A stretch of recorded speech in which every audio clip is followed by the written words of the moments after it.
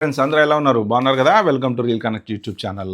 Ram Charan next Sukumar cinema shoot ఇంకా start కాలే. యాక్చువల్గా షూట్ స్టార్ట్ అవ్వాలన్నారు. యాక్చువల్గా పెద్ద అయిపోయి చాలా రోజులు అయిపోయింది. ఇక పెద్ద అయింది, రిలీజ్ అయిపోయింది. వెంటనే అప్పుడే చెప్పారు జూన్లోనే షూట్, జూలైకి స్టార్ట్ అయిపోతుంది అని చెప్పి స్క్రిప్ట్ కూడా రెడీ అయిపోయింది అంతా అనుకున్నారు. కానీ ఇక్కడ యాక్చువల్గా షూట్ ఎందుకు డిలే అవుతుంది అనేది ఈ పర్టికులర్ వీడియోలో నేను చెప్పే ప్రయత్నం అయితే చేస్తాను. ఇంకా మీరైతే subscribe, like, comment what ever it is.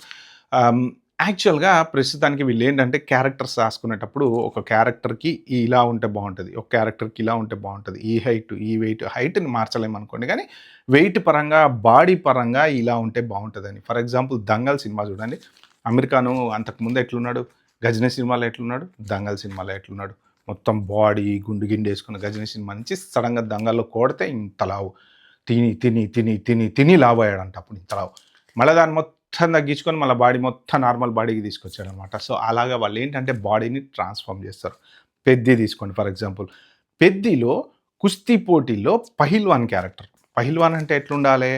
దండిగా స్టౌట్‌గా ఉండి ఇంతింత మంచి బైసెప్స్, ట్రైసెప్స్ ఏసుకొని వాళ్ళంతా ఇట్లా గదలతోని ఇట్లా చేసి ఆ క్యారెక్టర్‌కి మళ్ళీ దానికన్నా ముందు క్రికెట్ ఆడేటప్పుడు ఉన్న క్యారెక్టర్‌కి 2 డిఫరెన్స్ అనేది చూపియాలంటే ఏం చేశాడు? ఈ క్యారెక్టర్ షూటింగ్ అంతా అయిపోయిన తర్వాత ఆ పహిల్వాన్ సీన్‌లు తీసినప్పుడు మళ్ళీ మంచిగా జిమ్‌కెళ్ళి, మళ్ళీ లావ్ అయ్యి, మళ్ళీ చెస్ట్ అంతా వెడల్పు చేసుకొని మళ్ళీ అదంతా చేసుకున్నారనమాట. అది ట్రాన్స్‌ఫర్మేషన్. ఇప్పుడు ఆ పహిల్వాన్ క్యారెక్టర్ అయిపోయింది కాబట్టి మళ్ళీ సుకుమార్ క్యారెక్టర్‌లోకి, సుకుమార్ ఊహించుకున్నటువంటి క్యారెక్టర్‌లోకి రావాలి అంటే 15 కేజీల వెయిట్ తగ్గాడంట రామ్ చరణ్. ఇంకా తగ్గుతూనే ఉన్నాడంట. దానికి ఒక పర్టిక్యులర్ ఎంతో 18 కేజెస్ ఎంతో ఆయన పెట్టాడట టార్గెట్ వచ్చేసి. ఇప్పుడు హీరోలని డైరెక్టర్లు డిజైన్ చేస్తున్నారనమాట. ఇప్పుడు వీళ్ళు కంప్యూటర్‌లో తయారు చేసే హీరోలు కాదు కదా! పాన్ ఇండియా హీరోలు. ఇప్పుడు ఇలాంటి వాటి వల్లనే ఈ జిమ్‌లకు పోయి, అక్కడ పోయి, ఇక్కడ పోయి చిన్న చిన్న యాక్సిడెంట్లు అయ్యి చేతులకి వాటికి వీటికి accidents in the sense right manoeuvre wrong వేలో చేయటమో, ఇలాంటివన్నీ చేయటం వల్ల జరిగేటువంటి ప్రమాదాల వల్ల వాళ్ళకి మళ్ళీ ఆపరేషన్ అని, చేతులకి దెబ్బలని, జూనియర్ ఎన్టీఆర్ గారికి అలానే జరిగింది.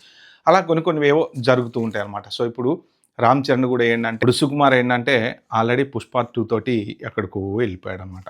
ఇప్పుడు ఇక్కడున్నాడు. 'పుష్ప 1' కన్నా 'పుష్ప 2'కి వచ్చేటప్పటికి మార్కెట్ పెరిగింది. పాన్ ఇండియా మార్కెట్ పెరిగింది. వరల్డ్ వైడ్ మార్కెట్ పెరిగింది. మరిప్పుడు అలాంటిది ఈ 'పుష్ప 2' ఆ లెవెల్‌లోనే ఉండాలి కదా! ఇప్పుడు ఆల్రెడీ 'రామ్ చరణ్' 'రంగస్థలం' కూడా ఒక రేంజ్ హిట్ అయింది. మరిప్పుడు సుకుమార్ ఏం ఎక్స్‌పెక్ట్ చేస్తాడు? ఇప్పుడు నెక్స్ట్ 'రామ్ చరణ్' సినిమాని 'పుష్ప 2' రేంజే ఎక్స్‌పెక్ట్ చేస్తాడు. ఇంకా దానికన్నా హై రేంజ్ ఎక్స్‌పెక్ట్ చేస్తాడు గానీ దానికన్నా తగ్గించుకోలేడు కదా!